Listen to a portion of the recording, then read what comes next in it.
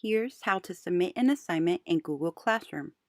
We're going to begin in my class, and you can see here in the stream I've been told I have a new assignment. So I can access it from here, or I can go into my classwork and I can access it from there as well.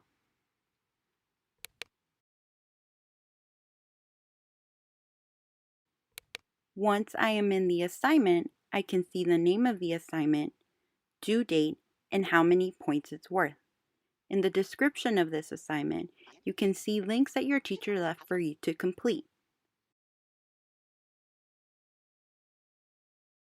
If I have any questions about the assignment that I want to discuss with the class, I can add those at the bottom under class comments.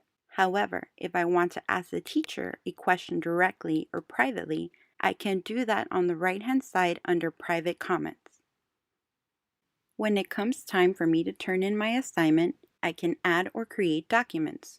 However, in this case, I was given some links to YouTube and a video game as an assignment, so there is no need to upload any file. So after watching the videos and playing the game, I am ready to mark it as done.